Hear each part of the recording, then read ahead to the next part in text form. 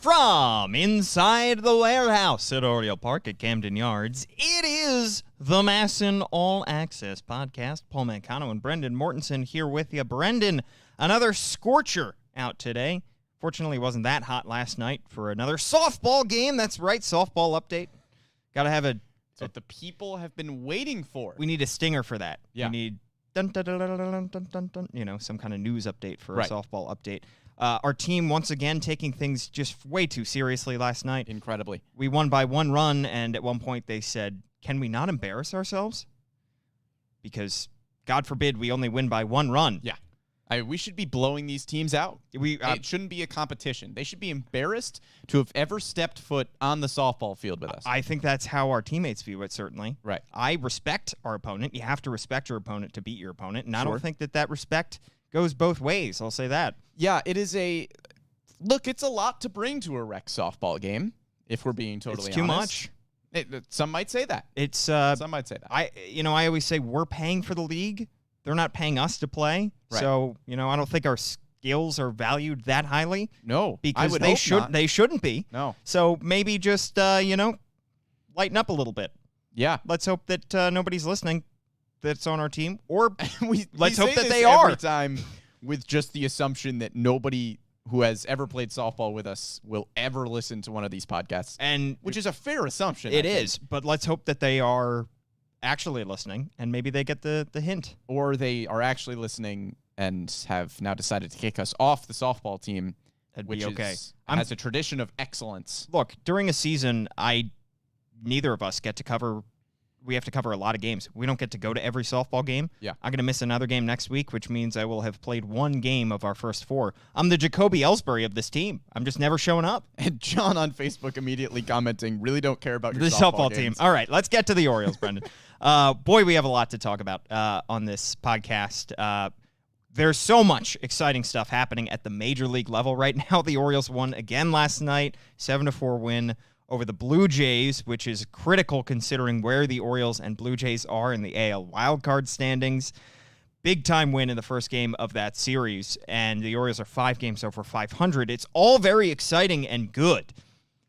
We're going to focus mostly on the minors in this podcast, and the reason for that, Brendan, is there are so many guys right now that are knocking on the door, and the question is, where do you fit these guys onto a team that is currently in the midst of a playoff race right now? Yeah, I think the conversation in particular kind of pertains to the bottom of the current Orioles lineup, because when you are looking at the major league product, it is solid, and yet there is still room for improvement at certain positions that could be filled by some top prospects that are playing really well at AAA. So when you're looking at the Orioles, it's incredibly exciting that they are in this spot, and looking at the prospects just leads to an obvious question of how much better they could possibly be if they called some of these guys up.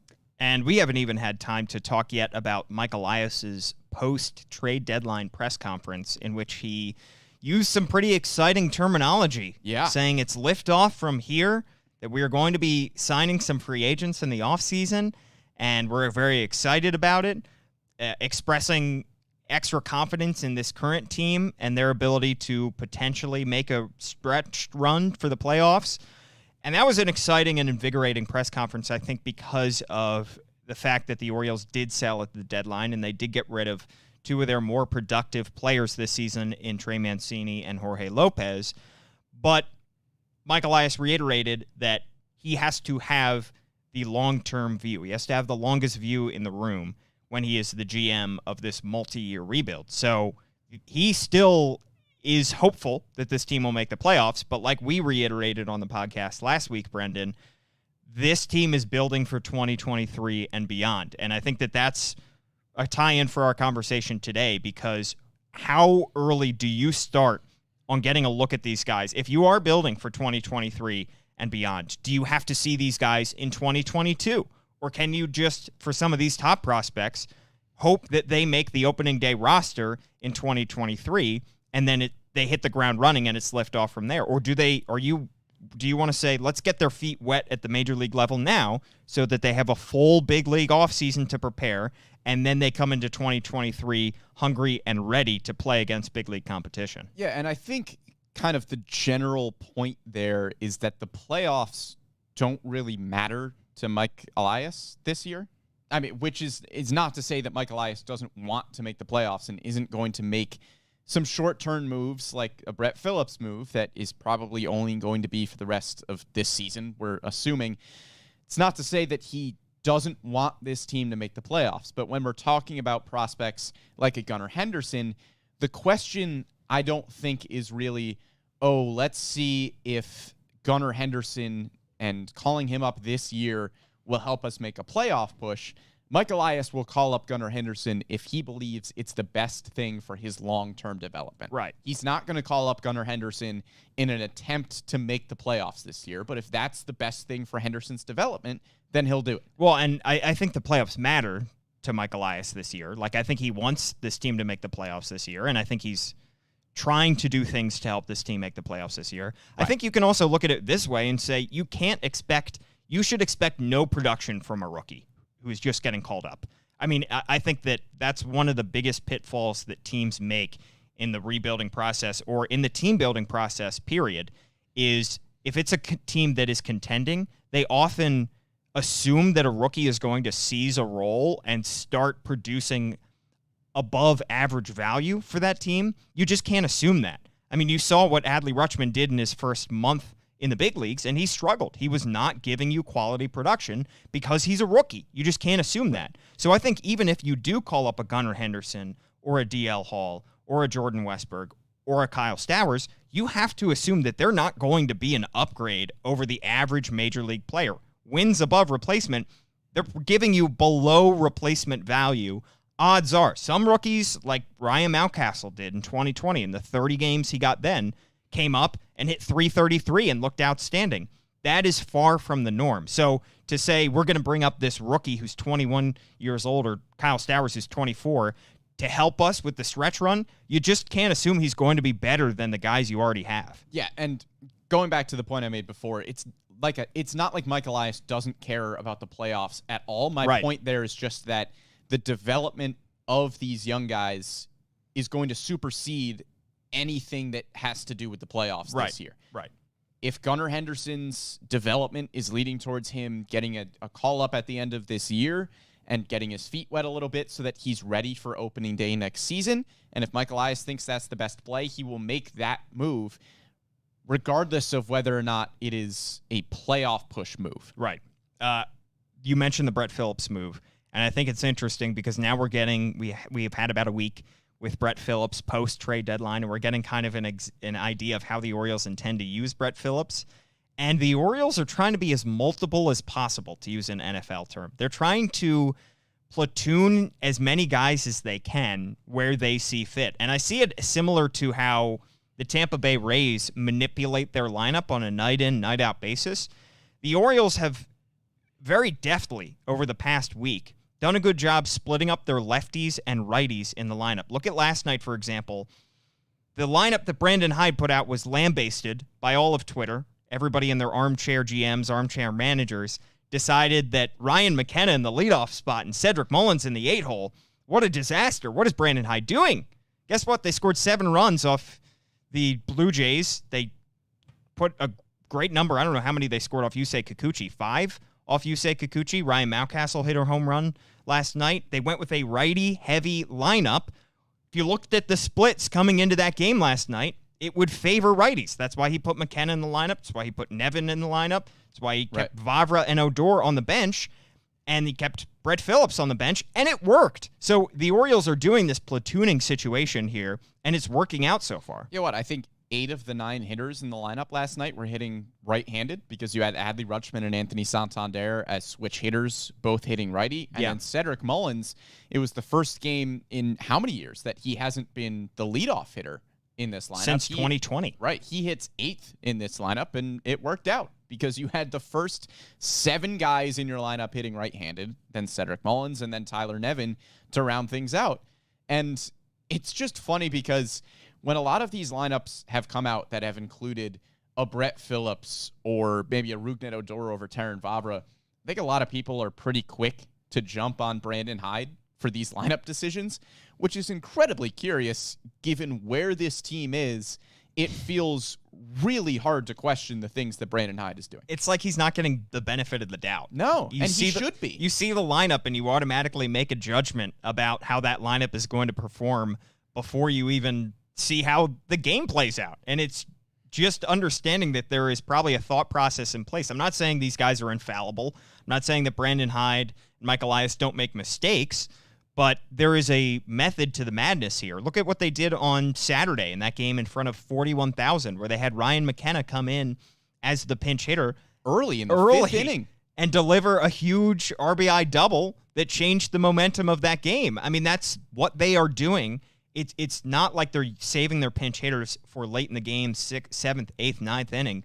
As soon as the starting pitcher gets taken out and there's a change on the mound, lefty to righty or righty to lefty, they then counter it. It's a chess match that the Orioles now have the depth. They have not in previous years, in Brandon Hyde's last few years. They haven't had nearly enough depth to be able to do this. The only lefty-righty platoons they had in the outfield were, if you want to take Austin Hayes out when facing a righty, you better be okay with DJ Stewart starting in that game or coming into that game.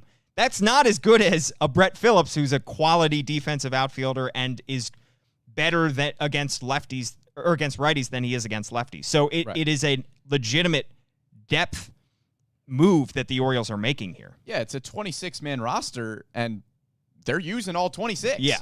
I mean, it seems pretty clear at this point that the Brett Phillips move was as a pseudo platoon with Ryan McKenna. Yeah. I would imagine that when they're facing left-handers, we will continue to see Ryan McKenna. When they're facing right-handers, we will probably continue to see Brett Phillips. They give you a lot of similar things, and I would tend to give the edge to Ryan McKenna because he's younger and the bat has been a little bit better overall. But Ryan McKenna has better splits against left-handers. Brett Phillips has better splits against right-handers, and they give you very similar things defensively on the base paths, speed-wise.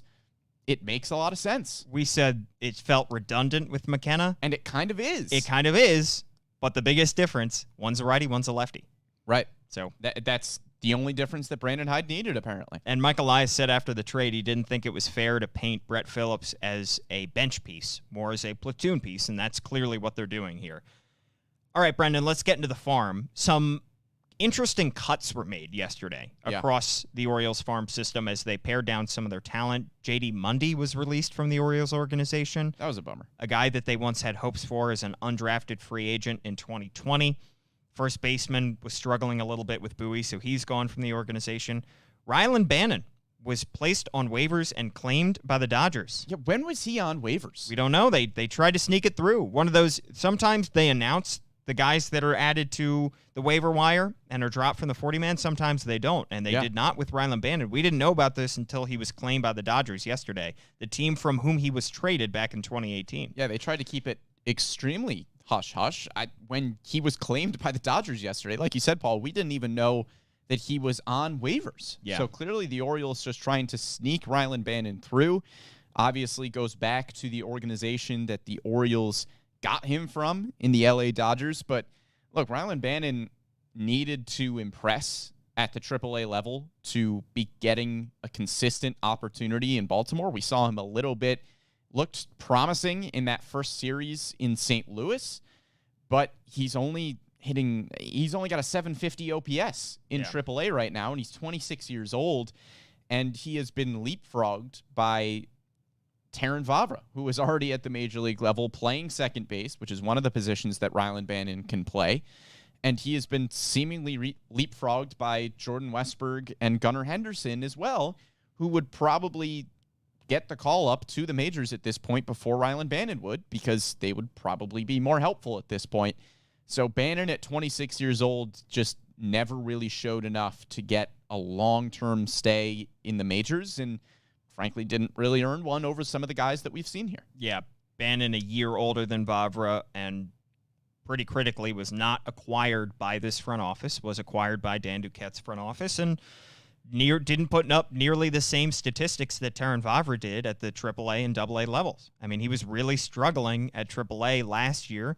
Wasn't until the very end of the year that he started to turn things on. Remember, he finished with average below the Mendoza line, pretty far below, 168, I believe, despite the fact that he went on a homer streak in September.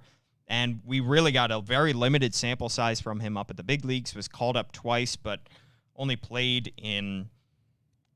got 15 plate appearances in 4 games and was hitting .229, as he mentioned, in AAA Norfolk. So unfortunately, it's time now where the roster crunches are becoming more key and becoming more common because the Orioles keep adding talent to their system, and the guys who are in their system are performing so well that at some point you have to cut bait with some of these guys. Right, and unfortunate that Bannon didn't get more of an opportunity, but that being said, with his numbers in AAA, it's not like he was really banging down the door for that opportunity. And we mentioned Terrin Vavra is the one name I kind of keep going back to. Vavra is younger, yes, but was playing better at AAA and has played better in the majors in a very small sample size. So you're just going to continue to give Terrin Vavra those opportunities instead of Rylan Bannon, and that's just kind of what it comes down to sometimes. Yeah, so the Orioles open up a 40-man roster spot, which is still unfilled as of right now. It is Tuesday. We don't know if that roster spot is going to be filled. I think the immediate reaction from a lot of Orioles fans were, is this Kyle Stowers time? Right. Is this Gunnar Henderson time? Both guys who are not on their 40-man roster, they would have to have their contracts picked up from AAA. I think it's interesting that they have that open spot right now. Perhaps they're going to fill it with one of those two guys, but I thought maybe if they were going to fill it with a Kyle Stowers, we would have heard about it yesterday. But who knows? Maybe by the time you're listening to this, they will have filled that roster spot. Yeah, it's interesting that there's not like a roster move happening in conjunction with Rylan Bannon being claimed. I think the fact that he was claimed by the Dodgers was a surprise, but he would have been off the 40-man roster regardless. Yes. So even if the claim was a surprise, you still had that open spot. And the fact that we haven't seen who that open spot is going to yet is curious, because maybe they just want the flexibility of calling somebody up if they need to. Maybe they want an open roster spot in case they want to make a waiver claim, or maybe they're just still deciding who they're going to call up, whether it's Kyle Stowers or somebody else that they would have to add to the 40-man roster. DL Hall is already on that 40-man roster, so that wouldn't make a difference there. So it would have to be a Stowers or a Gunnar Henderson or somebody else that they're maybe just deciding between right now. Or like you said, a waiver claim. And usually teams don't have open spots on their 40-man roster unless it's the offseason. You know, usually they're adding somebody and dropping somebody at the same time. Yeah, and if you're making a waiver claim, I don't think you would need to have an open roster spot just to make the waiver claim. Yeah, because say you're claiming an infielder, you would probably just DFA another infielder like a corresponding move. Yeah, exactly. You decide who you're adding before you decide who you're dropping. Right. So I think that one was curious. But I will say for Rylan Bannon, if that is truly it for him in the Orioles organization, and if he never gets back up to the big leagues with the Dodgers or with another club, I'm at least glad that he got to debut with the Orioles after that Manny Machado trade. I know that was much maligned by Orioles fans, so for him to at least get an opportunity, for some guys that's all they have is a cup of coffee in the big leagues, so I'm glad that he at least got that one chance. Yeah, Rylan Bannon, super nice guy. Got a chance to talk to him in his second series. Did a little sit down with him. Was clearly very grateful for the opportunity and wishing him the best with the Dodgers. Kyle Stowers, when is his time? It's a big question. That was a smooth transition into Kyle Stowers. I don't know. I mean, the Orioles have an open 40-man roster spot right now, and we're going to get into the Rougned Odor talk, I think, in a little bit, because Rougned Odor has been really the topic of conversation for Orioles fans lately. And it would seem that with Kyle Stowers playing as well as he is playing in AAA right now, he is putting up outstanding numbers, has an OPS close to 900. Yep. 267 average, 18 homers. It would seem that a logical solution would be to put Kyle Stowers in right field, DH Anthony Santander, and put Terrin Vavra at second base, with Rougned Odor either a DFA candidate or maybe a platoon bat. If you want to give Ramon Urias an off day against a right-hander, you could start Rougned Odor at third, or you could move things around there. But essentially, moving Rougned Odor to the bench. That seems to be a pretty logical solution to me. That's all I got. I don't know. In terms of when he actually gets called up, I don't know, but he seems to have proven all that he needs to prove at AAA. and I think kind of arranging the lineup like that makes sense. That was my point. All of these puzzle pieces have to fit together at some point, and the fact that the Orioles sat down with Rougned Odor, Mike Elias said on the MASN broadcast over the weekend that he and Brandon Hyde sat down with Rugi and had a conversation about Rugi potentially moving to third and getting some more starts at third, and that Elias said that he was open to it, he was comfortable with it, and that was something that before the season we talked about was Odor potentially filling in some games at third, and then during spring training, he said he was not comfortable at third base when he had to play that for the Yankees last year. Right. So the Orioles just didn't use him at third, and they used him exclusively at second. Now they're starting to use him at third, and I think that's a clear indication that this is sort of his last chance. But you're doing that with the expectation that you're giving him at least a couple weeks to prove himself over those in that last chance. Right. Don't you think? They wouldn't sit down with him, have this big conversation with him, and then cut him 2 days later. No, I agree. I think if you are making the decision to try him at third, you're going to give him a little while to see what he can do at third. Yeah, it's like the Rio Ruiz decision to play him at second. Right. You had to give it a little bit of time. And they gave him like a month and a half. But that still doesn't really justify, in my mind, starting him. Right. I think if you're going to move him to third and try to get him some time there, then maybe that decision comes down to, okay, do we want to keep him on the team as a bench piece, as somebody that we can platoon at second or third base, maybe platoon with Ramon Arias, like I mentioned, if he needs an off day. But at this point, you would just probably rather start Terrin Vavra at second base. I think that's what most Orioles fans would like, and I know the Orioles fans are not making the decisions on the lineup. But if Terrin Vavra is at least a serviceable defender at second base, that's probably better than Rougned Odor right now, who has negative defensive metrics across the board. And Vavra is just an on-base machine through the first 10 or so games of his career. I mean, Brandon Hyde, after yesterday's game, did say he's one of the better double-play second basemen Rougned Odor, Odor is, that he's seen, despite the fact that he's got -5 defensive runs saved, according to Fangraphs. And I will say, he does turn a very smooth double play. He does, but how much of that is just the absurd plays that Jorge Mateo is making on the other side of second base? Yeah, but I give some credit to Odor. Yes, but I agree. The problem is Odor struggles with consistency. Sometimes he makes those incredibly flashy plays, I think, like the double play that ended last night's game. But yeah, I mean, he struggles with consistency, and that's why you see the negative defensive metrics. But it's clear that tells us what the Orioles think about his defensive value, that maybe he's undervalued slightly defensively. He could be undervalued slightly defensively, but again, all of the defensive metrics are in the negatives right now, and I know he is still providing the Orioles with some value. He gives very good energy. By all accounts, he is great in the clubhouse. He is one of the veteran leaders on this team, which maybe justifies keeping him around as a bench piece, as a Brett Phillips-esque bench player who is good in the clubhouse, but it doesn't really justify starting him. My thing is, we talked about redundancy with Ryan McKenna and Brett Phillips, but at least you have the left-right switch. Talk about redundancy with Terrin Vavra and Rougned Odor. But they're both lefties. At least he is a left-hander to Ramon Arias' right-handed bat at third. So then he has to be able to play third. Right. To switch off because Nevin is also a righty. But I think so you have Arias and Nevin who are two righties. That's also probably the point that we just made is probably also what Mike Elias and Brandon Hyde are thinking. Right. Which is that, okay, Terrin Vavra does the same things probably better at this point. So if you aren't giving us something unique, which in this case would be a left-handed hitting third baseman, then you're just kind of a redundancy that doesn't need to be on the team. And do they need three third basemen? I know Nevin can play first, and Nevin naturally slots in after the trade of Trey Mancini into your backup first baseman role, but do you need Nevin and Arias and Odor who can all play third? I know they have secondary positions. It's not like they're all strictly third basemen. Nevin can also play a corner outfield. Arias can play second. You probably don't need with McKenna and Brett Phillips. Right. Arias can play second or short if he needs to.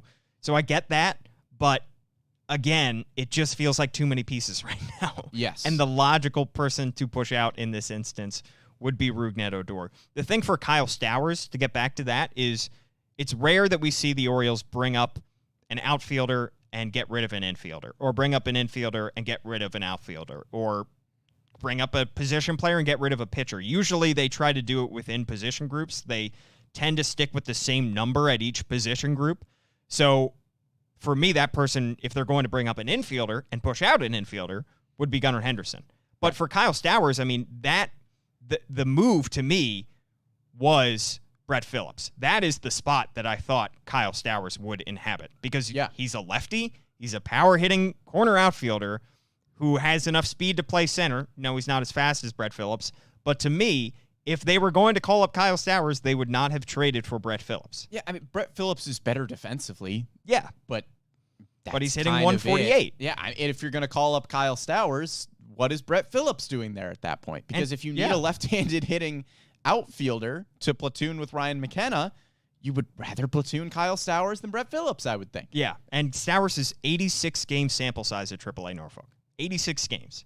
That's more than Adley ever played at AAA. I know Adley's a much higher regarded prospect, but you have a good sample size. It's not like he's just got a 900 OPS in 40 games. He's hitting the ball well, and he has been hitting the ball well all season. So I don't quite know what they're waiting to see from a Kyle Stowers as to what the next move is. And also, let's not forget that he had 22 games at AAA Norfolk last season. Yeah. So he has 86. He's over 100. Year. I mean, I think Kyle Stowers would have been the natural move, like you said, if it weren't for the Brett Phillips move. And again, the fact that the Orioles traded for Brett Phillips and they gave cash, and again, don't know how much cash, could have been $5 for all we know, but they did send cash the other way. They didn't just pick him up off waivers.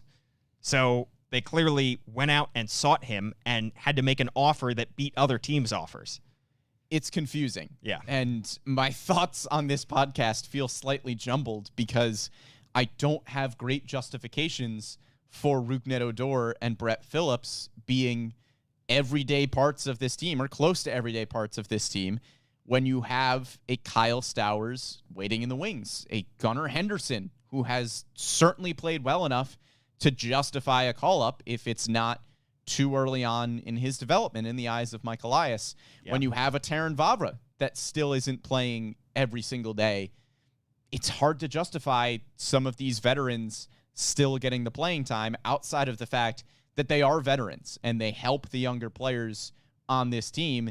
And if you get rid of a Rougned Odor and a Brett Phillips, who is left as the veteran presence in this clubhouse outside of Robinson Chirinos? Jordan Lyles. Yeah. There's not many veteran guys left. I'm glad you brought up Vavra, because I think that's a good example of somebody who comes up, a rookie who comes up and makes an immediate impact. Again, they're few and far between. I think what the Orioles are doing with Vavra is smart, and it's something that they probably haven't had the luxury of doing, which is easing him in slowly.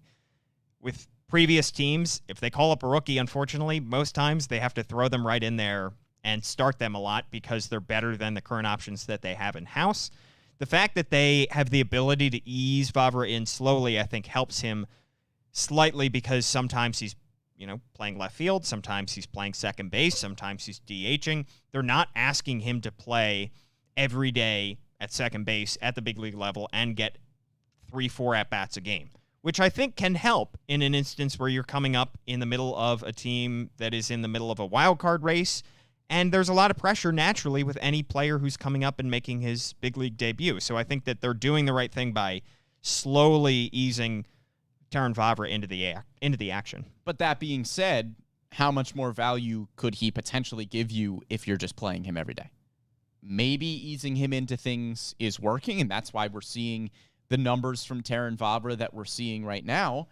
But maybe playing him every day, we would just be seeing even better numbers. So it's hard to tell what easing him in is really benefiting him here, because maybe if he's just playing all the time, then we just see the better numbers all the time. But maybe it's benefiting the team as well. I mean, like last night when they're facing a lefty, they would probably rather have a righty in the lineup, right? Just naturally. So it's good for him and the team, I think, in some instances. But it is an example of somebody who is coming up and making an impact.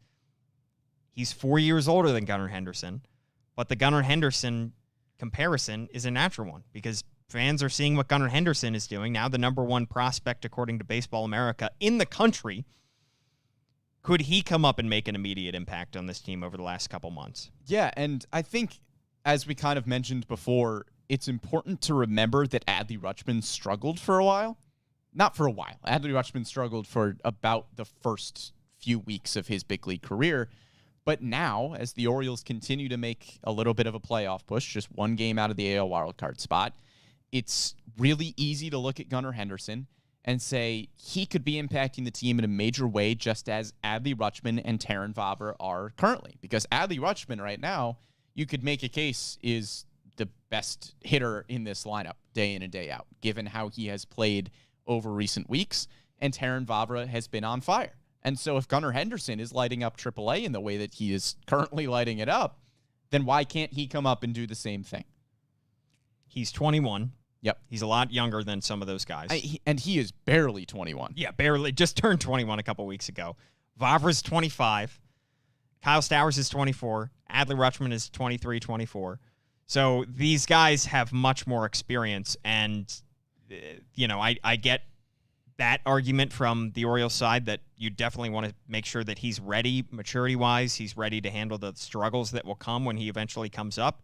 But you just can't argue with the numbers that Gunnar Henderson is putting up right now. He gets to AAA and has arguably been better than he was at AA, putting up unbelievable numbers, 946 OPS in 46 games. He's hitting 297 with 9 homers. Yeah. He is ready for at least the next step, and he's taken AAA by storm. And he has improved in a lot of the ways. I mentioned it when he went up to AAA Norfolk in terms of a potential Gunnar Henderson promotion this year or even early next year. And what I said was that he needs to improve against left-handed pitching. He is hitting left-handers better than he was hitting left-handers in AA. So he has improved that split drastically at AAA Norfolk, is now the #1 prospect in all of baseball, according to Baseball America, which is insane considering the Orioles just had the #1 prospect in all of baseball in Adley Rutschman and have another top 5 prospect in all of baseball in Grayson Rodriguez. So it's kind of just getting difficult to find reasons that Gunnar Henderson shouldn't be in the big leagues right now, other than the fact that he is just barely 21 years old. But the obvious comparison that a lot of Orioles fans have been making is that if you rewind 10 years, they called up a 19-year-old Manny Machado to try to make a playoff push in 2012. And again, you're not going to call up Gunnar Henderson because you want to make a playoff push, but I can see an argument that says we want to get Gunnar Henderson's feet wet right now for the last few weeks of the big league season so that he is ready to take a commanding stronghold on either the shortstop position or the third base position, wherever you want to put him, for opening day next year. You want Gunnar Henderson to be ready to go. That was a different regime, I will say. Yes. That called up Manny Machado, and we have yet to see what Mike Elias favors in terms of calling guys up for playoff runs. We have no idea yet. But what we have seen is Mike Elias likes to call guys up for playoff runs in the minors. Adley Rutschman, if you recall, got called up to Delmarva for their playoff run back in 2019. It was the very end of the season, and it was only a couple games for their playoff run. I think they only had 2 or 3 playoff games, but he wanted to give him that experience. The playoffs in the big leagues is a whole lot different than the playoffs in the minors, but we have a little bit of a track record for that as well. For Gunnar, the question is, I think, if you want him to be a successful player in 2023, do you find it necessary that he gets, 30 games, 40 games in the big leagues in 2022? Or do you just want to call him up on opening day 2023, have him break camp with the team, and give him an everyday spot at shortstop or third base? I will say that I don't think it's necessary to call Gunnar Henderson up this year, because the playoff push this year, while it is exciting, Gunnar Henderson might come up at the end of this season and really struggle, just as we saw Adley Rutschman struggle for the first few weeks of his career. Adley Rutschman was older, he was more established, and he still struggled against big league pitching, which is to be expected. So it is entirely possible that the O's could call up Henderson for the last few weeks of this season, and he wouldn't really help them in a playoff push. And I also don't really think that it is necessary for his success next season to get him 30 games or whatever it might be at the end of this year. That being said, it still could be beneficial for him to see big league pitching. We saw when we talked to Gunnar Henderson about a year ago when he was called up to Double-A Bowie, he talked about some of his struggles jumping from level to level and how those struggles really helped him in his development because he learned how to deal with the failure. He learned how to get back to basics and just play his game and kind of get out of his own way a little bit. So maybe coming up to the big leagues and struggling a little bit at the end of this year would just be all that more beneficial for next season when he is expected to be an everyday producer. Yeah, and I think the Orioles like the idea of giving a guy a full offseason to look back at the tape he had at the higher level where he struggled. I mean, look at what they did with him last year. He played 65 games in High A Aberdeen. That's where he had the majority of his struggles, figured it out by the end of his tenure there, then played 52 games at Double-A Bowie, really only played a handful of games in Bowie at the end of September in 2021 before he was stuck in the offseason just looking at his tape and reviewing things and going to swing doctors and everything and trying to, hit wiffle balls in the backyard like we were saying, like hitting those foam balls to get to the higher pitches in the zone like he did this past offseason. So they like the idea, I think, of giving a guy a full offseason after which he just played a short sample size at a higher level. So that's what they could be doing at the big league level, where they call him up in September and then give him a full offseason as a big leaguer so that he's not just looking back at his AAA numbers saying, yeah, I crushed it. What do I have to change? Right. I think whether or not they call him up in late August, early September, whatever it might be, I would anticipate this offseason Mike Elias going to Gunnar Henderson and Grayson Rodriguez and saying, okay, the expectation is that you are on the Orioles opening day roster next year, and that is how you will approach the offseason. I think that's my assumption for this offseason because Gunnar Henderson and Grayson Rodriguez don't really have anything else to prove in Norfolk. So I think the expectation for the offseason, much as it was for Adley Rutschman this offseason before the injury and before he had to go back to the minors to rehab, I think the expectation should be if Gunnar Henderson and Grayson Rodriguez are clearly ready for the big leagues and proved enough at AAA Norfolk, then they should be on the opening day roster for next year. Yeah, I just think obviously the biggest difference there is with Grayson's injury. He's probably may not pitch the rest of the season, and if he does, he should only pitch at the lower levels. He'll probably be worked his way up back similarly to how we saw Adley worked his way back up after injury. So I imagine he'll probably start at the lower levels, get a start at Aberdeen, maybe get a start at Bowie before he gets even back up to Norfolk. So he's definitely not going to debut with the team this year. Whereas Gunnar Henderson, he's got 46 games under his belt in Norfolk, and if he keeps going like this, he's going to be up over 60 games in a couple weeks, and you're saying he's fully healthy, he's ready to go, why aren't we calling him up? Right. So that to me is the biggest difference. I don't think he's going to get called up, if I had to guess. I don't think he's going to get called up next homestand, but I still do think sometime in September he is going to receive a call up to the bigs. If I just had to guess. What do you think? Do you think they wait till 2023? I think they wait. I don't think Gunnar Henderson... sorry to rain on the parade. I don't think Gunnar Henderson gets called up this year. I hope I'm wrong. Yeah. I just think that the plan, at least my assumption, is that the Orioles will wait until this offseason. They'll say you are talented enough to be on the opening day roster for 2023, and that is the plan with Gunnar Henderson. Not that this makes a huge difference. The Orioles also are incentivized to call up top prospects at the beginning of the year and put them on their opening day roster. The Mariners, we saw them do that with Julio Rodriguez. It's a move by Major League Baseball to try to just add some excitement and service time manipulation. So teams now are incentivized to call players up at the beginning of the year. They get a draft pick incentive. So maybe the Orioles are looking at that as well and just thinking that it lines up well with Gunnar Henderson's timeline. I think that they can do that same thing with Grayson Rodriguez next year. They could. I mean, if he makes the opening day roster, he could finish in the top 3 for Rookie of the Year, and they could get the same kind of draft pick compensation. You never know. Or they could just try it with both those guys. One guy who's raking on the farm right now, who we will definitely not see, I think it's safe to say, in Baltimore in 2022, Colton Cowser. Older than Gunnar Henderson, but who isn't? We all are. He's 22 years old.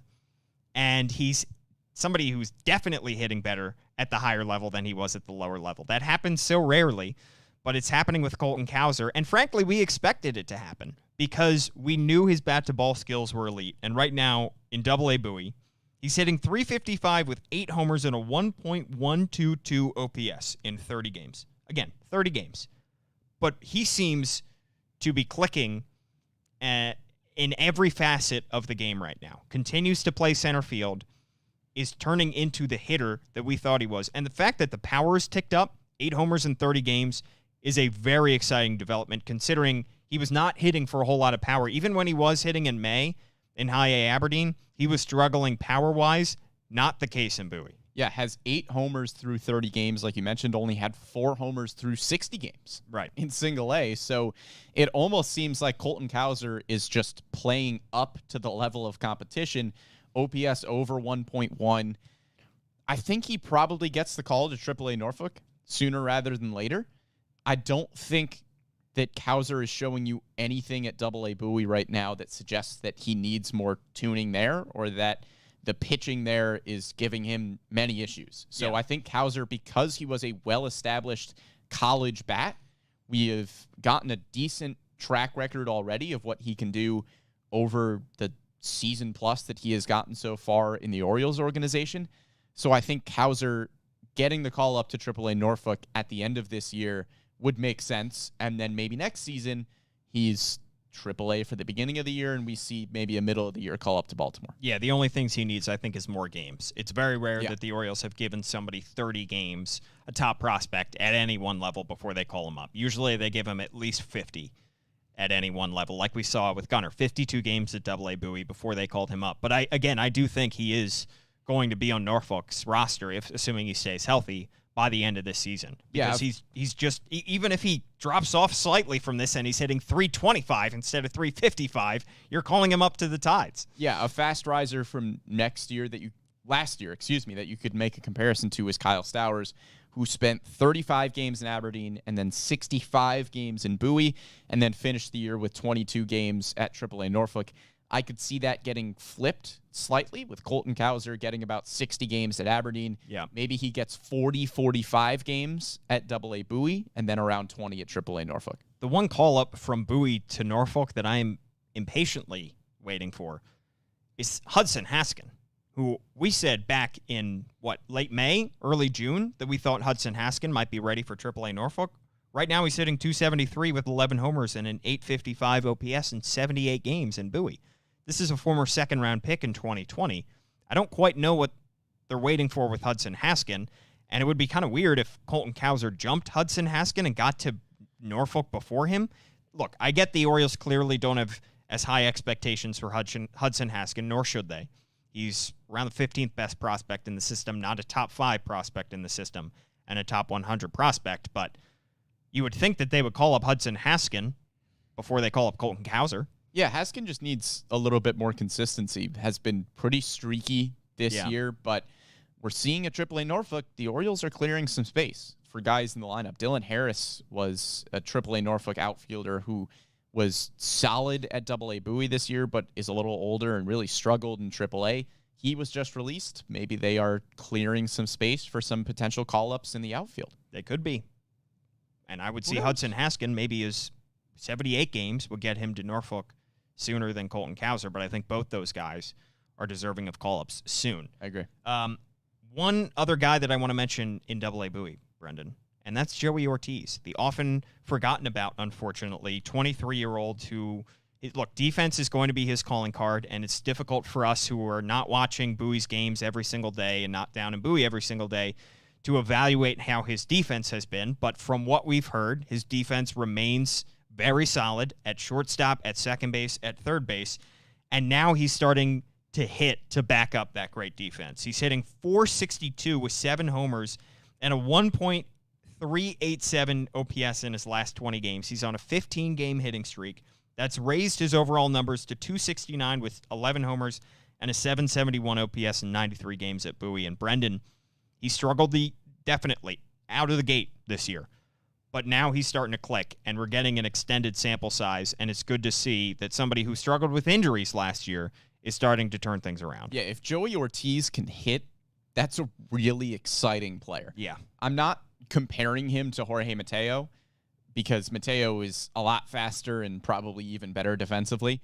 But it's the same kind of thing where if Jorge Mateo is even giving you decent production offensively, then that's a really valuable player.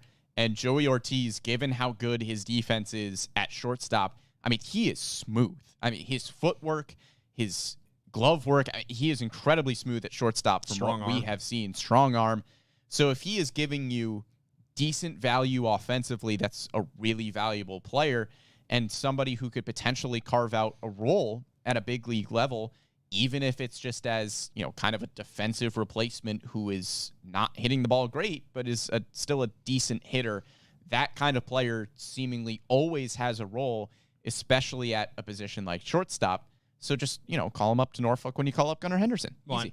Exactly. And I think it's especially critical because of some of the other talent that has surpassed Joey Ortiz in a lot of ways, partly not due to Ortiz's fault because he had the injury and he's seen some of his fellow 2019 draftees move past him through the organization while he's been sitting on the bench. But when there's competition, that pushes guys out. Like you said, you saw Dylan Harris pushed out of the organization. You saw, JD Mundy leave the organization. So it's important for these guys to continue to produce because they will get passed over pretty quickly, despite how high you're drafted.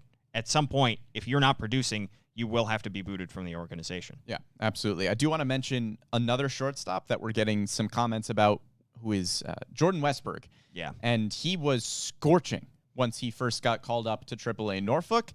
We both thought that, if he continued on that pace, then that would be a pretty quick call up to the majors because Jordan Westberg was an older, again, established college bat who had been consistently pretty good throughout the minor leagues. Maybe he would get the call up to play a second base or a third base at the major league level. But since July 1st, he is hitting under 200, has an OPS just around 550, which is not very good. So need to see some more consistency out of Jordan Westberg before he gets a call to the big leagues. He could be another one who is maybe eyeing an opening day roster spot in 2023 because he certainly has the talent. He has the pedigree as a top prospect, was selected 30th overall just a few seasons ago. So I think Jordan Westberg is probably more likely somebody that you're looking at for the opening day roster of 2023, unless he goes on a tear in AAA Norfolk over the next few weeks to juice those numbers a little bit. You just need to see more consistency out of him. I think it's safe to say at this point, I hate to be a prisoner of the moment, but Gunnar Henderson is, if one guy is going to get called up before the other, Gunnar is going to get called up before Westberg. Which is kind of crazy to say, given the age gap between the two of them and given kind of the scouting report that Jordan Westberg was just going to be consistently good at a lot of things rather than excellent in one category. Gunnar Henderson is just excellent in all of the categories. He really is right now. And has pretty much surpassed Jordan Westberg, like you said, in terms of a potential call-up. I think Westberg certainly still has a future role on this Orioles team at the big league level. Just need to see some more consistency at AAA. Yeah, you have to be clicking on all cylinders in order to be the number one prospect in baseball. Gunnar Henderson is. One more guy I want to mention before we get out of here. Darryl Hernandez, 21 years old with High A Aberdeen. Another 2019 draft pick. He was a fifth-round pick back then, hitting .316 with an .853 OPS in 43 games at High A Aberdeen. Yeah, it was a high school pick that you kind of forget about for a while because he was a high schooler that started in lower levels and just took him a little bit to get going, to not hit the ground running like Gunnar Henderson did. But Hernandez, still an exciting young prospect, and given his age, it's really intriguing how he is performing at this point. So kind of a forgotten shortstop prospect that we should probably be talking more about. Has split time pretty evenly between shortstop, second base, and third base so far this season. And like you said, you've seen Gunnar Henderson hit on his ceiling as a high school draft pick from 2019. And while it has taken Hernandez a little bit more time, there's still the potential that he could hit his very high ceiling as well as a high school draft pick coming out. back in 2019. Yeah, all right. And when Mike Elias was talking about this draft and talking about high schoolers, he mentioned Hernandez as somebody that, when the high schooler is there and we think it's the right guy, we're not afraid to draft them. And so I think the fact that Mike Elias specifically mentioned Hernandez when he mentioned high school guys that they thought were the right fit, I think that's also promising. And he's 29 in the Orioles' top 30 prospect list. Might be bumped out, unfortunately, depending on where Jackson Holliday and Dylan Beavers get slotted into the Orioles system, or he could get a bump up. Remember, they reevaluate just about everybody when they do these midseason re-rankings. So maybe they'll say he deserves to stay in here despite the additions. Yeah, I could see a little combination of both. I could see him staying around the same range while other guys who were maybe a little bit ahead of him get bumped out, because I think Hernandez has played well enough to stay in that top 30 and maybe get a boost in his ranking, even though there are other guys coming in that may be ahead of him. Even Judd Fabian might be ahead of him as well. True. All right, that just about does it for our podcast. Any final thoughts, Brendan? I don't think so. We covered about a lot of prospects. We did. Kind of jumbled podcast, but we got everything in there because all the pieces have to fit together, and we'll see exactly how they fit those pieces together over the next coming weeks. Yeah, like you mentioned, my thoughts on it are kind of jumbled because when you start talking about a Kyle Stowers, well, then that affects Root and Odor. And when you start talking about Odor, then it's Gunnar Henderson, then it's this, and it's that. Right. And it's naturally a little bit all over the place. Yeah, we'll see. Maybe you're listening to this and you already know who filled that 40-man roster spot. You never know. Listen to it on Spotify, SoundCloud, Apple Podcasts, wherever you get your podcasts. Also, join us live every week as we take your comments on Facebook and on YouTube. Thanks so much to everybody who tuned in live. Thanks to Tim Leonard for producing this podcast. At Brendan Morty is Brendan's Twitter handle. I am at Paul Mancano. We will catch you next time.